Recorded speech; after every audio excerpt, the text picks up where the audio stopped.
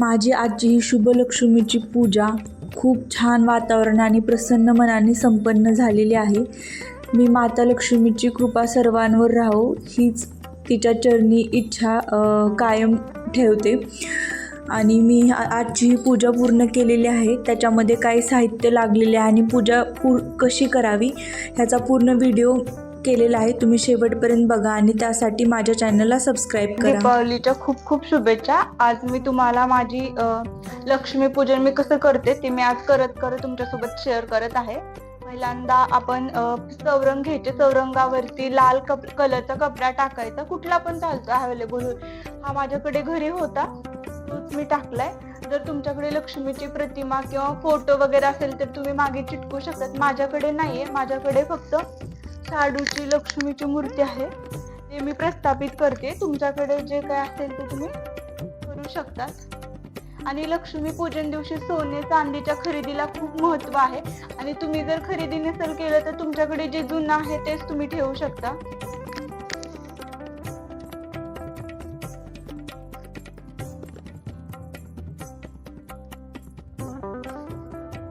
माझ्याकडे छोटूसा रंग होता ठेवलेला आहे.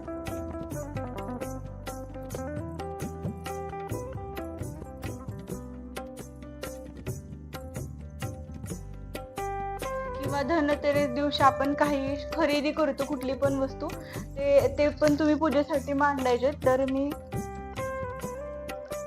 हे दिवे मी घेतले होते धनत्रयोदशी दिवशी खास पितळेचे, मी ते पूजेसाठी ठेवते. लक्ष्मी पूजन दिवशी भगवान विष्णूंना खूप महत्व आहे. तुमच्याकडे त्यांचा फोटो किंवा पितळेची मूर्ती असेल तर तुम्ही इथे ठेवू शकतात. माझ्याकडे तर नाहीये, त्याच्यासाठी आपण पहिल्यांदा तांदूळ टाकूयात खाली इथे.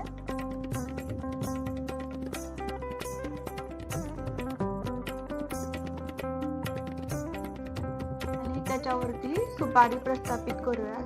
त्याच्यानंतर लक्ष्मी पूजन दिवशी आपल्या गणरायाला गणेशाला पण गणपतीला खूप महत्व आहे. तुम्ही त्याची फोटो प्रतिमा ठेवू शकतात. जर तुमच्याकडे काही नसेल ते तर तुम्ही परत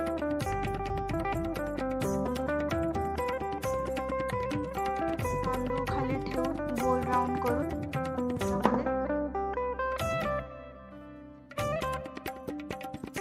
सुपारी प्रस्थापित करायची, सुपारी ठेवायची.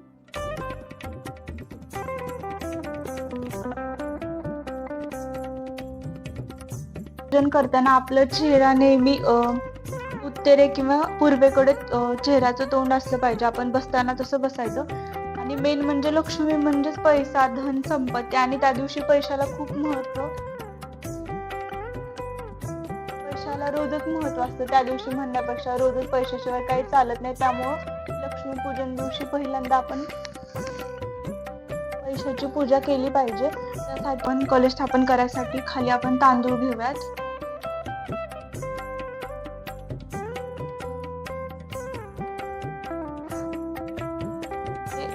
आपण जिथे लक्ष्मी प्रस्थापित केली त्याच्या ह्याला राईट हँड साईडला तांदूळ घ्यायचे आणि अष्टदलभुज कमल काढून घ्यायचं व्यवस्थित.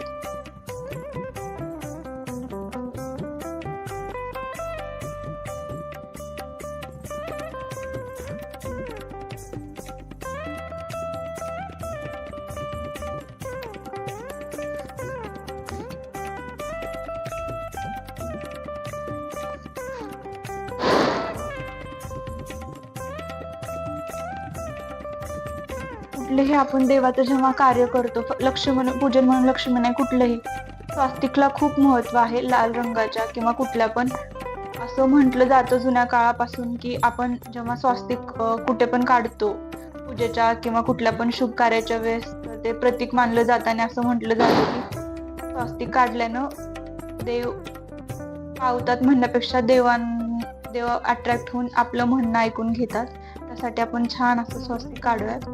काढून झाले. कलश प्रस्थापित करण्यासाठी तुम्ही तांब्या किंवा पितळेच्या तांब्याचाही वापर करू शकता. पूर्ण पाणी ओतलेलं आहे आणि त्या पाण्यामध्ये एक कॉईन टाकते, सुपारी, हळद लवंग, इलायची आणि थोडेसे तांदूळ टाकून ह्याच्यावरती आपण नारळ प्रस्थापित करायचा. त्यासाठी अगोदर मी आंब्याची पानं घेऊन त्यातला हळदी कुंकू लावून घेते.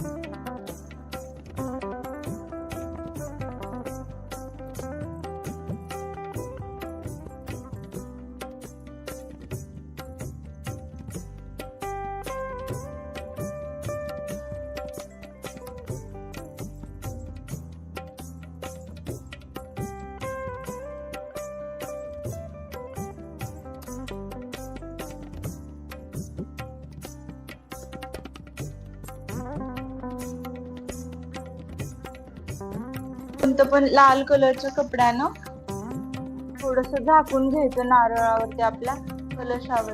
आता मी ते अक्षतानं थोडस अक्षता घेतलं आणि त्यांना आता स्वस्तिक बनवतेय. खरं तर अक्षतानं कुठलं पण आपण जेव्हा चिन्ह बनवतो तेव्हा भगवान विष्णू आणि महालक्ष्मीला एवढं प्रिय येते की ते लगेच ह्या चिन्हांमुळं अक्षतानं काढलेले ते आपल्यावर प्रसन्न होतात. त्याच्यामुळे आपण कुठल्या पण पूजेला नेहमीच ह्याचा मान आहे.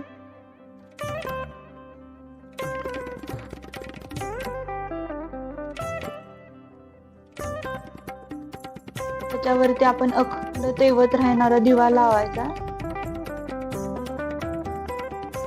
हा दिवा दिवाळीच्या दिवशी म्हणजे आज रात्रभर लावून ठेवायचा आणि देवीला महालक्ष्मीला प्रार्थना करायची की महालक्ष्मी, ही मी तुझी पूजा करते प्रसन्न मनाने, तू त्याचा स्वीकार कर आणि माझ्याकडून काय चुकलं असेल, चुका झाल्या असतील तर प्लीज मला माफ कर आणि माझ्या घरी धन संपत्ती, आरोग्य सगळ्या गोष्टी व्यवस्थित प्राप्त होऊ द्या आणि माझ्यावर आणि माझ्या कुटुंबावरती तू कायम लक्ष राहू दे. आपला संकल्प पूर्ण झालेला आहे. आता आपण आपल्या स्वच्छ मनाने आणि प्रसन्न भावनेने पूजाला सुरुवात करायची. इथे मी जेवढे देवी देवता मांडलेले आहेत त्याचं मी स्नान करून घेते पाण्याने. आपण जे देवता जेवढे मांडलेले आहेत, देवी, कुबेर, गणपती, विष्णू, त्याच्यानंतर देवीला आणि नारळाला सगळ्यांना हा मौली धागा बांधून घेते.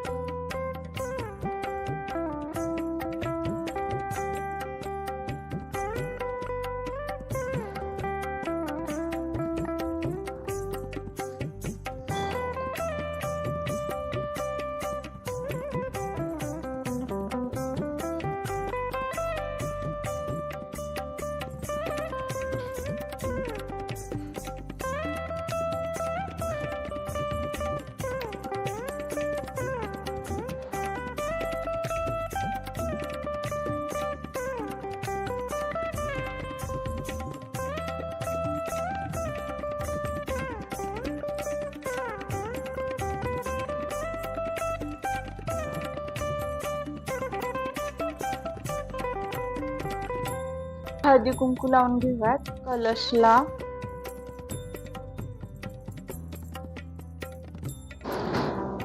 दिवा, विष्णू, गणपती, माता महालक्ष्मी, कुबेर देव. मी चांदीची वस्तू म्हणून मी रंगनाथ मांडलं होतं आणि मी हे धनत्रयोदशी दिवशी तांब्यात पितळेचे दिवे घेतले होते खरेदी करायचे असते म्हणून आणि पैसे.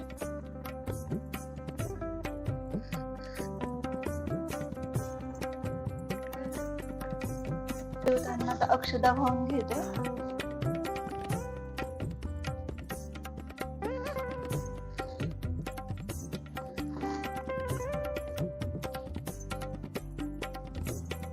आणि फुलं ठेवून घ्यायचे सगळ्यांसमोर.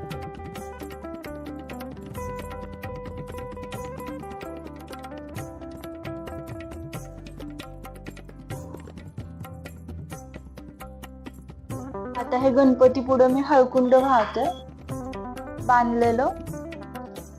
आता मी ते ह्या धान्याच्या राशी मांडते.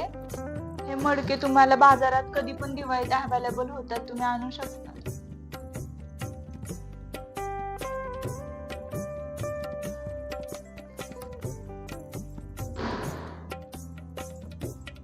इथे धान्याच्या राशी घेतले, त्याच्यामध्ये मी उडीद डाळ घेतली आहे, हरभऱ्याची डाळ घेतली आहे, त्याच्यानंतर गहू, तांदूळ आणि धने घेतले. आता आपण पानाचा विडा ठेवूया.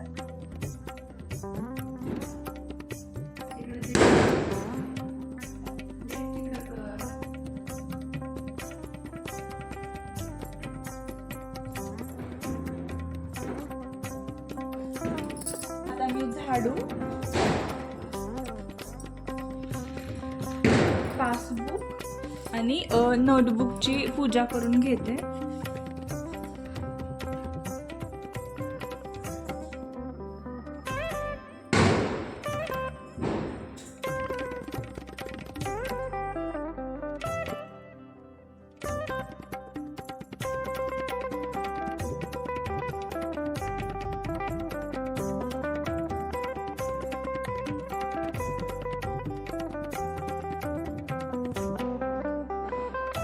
आपण देवीचा तिचा फेवरेट नैवेद्य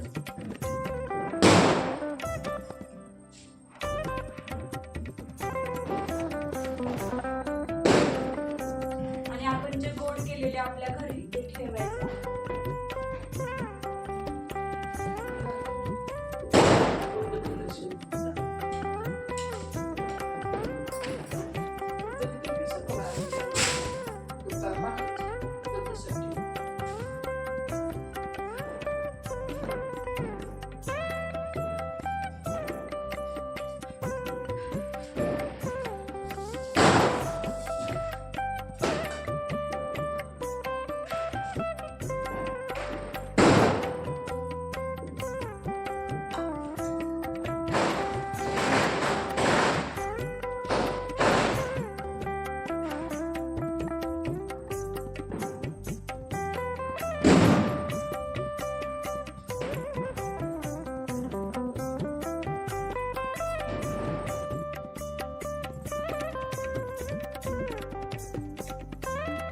तुम्ही जर लक्ष्मीपूजन दिवशी महालक्ष्मीचा व्रत धरला असेल तर तुम्ही दिवाळीची कथा वाचा आणि आरती करा. आणि आपल्या महालक्ष्मीचा जो महाबीज मंत्र आहे, ओम ह्रीम ह्रीम लक्ष्मीये नमः, त्याचा तुम्ही 108 वेळ जप करू शकतात. आणि कथा वाचताना तुम्ही हातामध्ये बत्ताशा आणि ते लहायासारखं जे आहे लक्ष्मीचं फेवरेट प्रसाद, तो घेऊन कथा वाचायला चालू करा. तोपर्यंत आता मी आरती करून घेते. महालक्ष्मी वससी व्यापक रूपे तू स्थूल सूक्ष्मी, जय देवी करवीर पुरवासिनी सुरवर मुनी माता, पुरहर वरदायिनी पुरहर प्रियकांता, कमलाकारे जठरी जन्म विधाता, सहस्रवदनी भूधर पुरे गुणगाता, जय देवी जय महालक्ष्मी वससी व्यापक रूपे तू स्थूल सूक्ष्मी, जय देवी धातुली गदा चेतक रविकिरणी झळके हा, जय देवी जय महालक्ष्मी वससी व्यापक रूपे तू.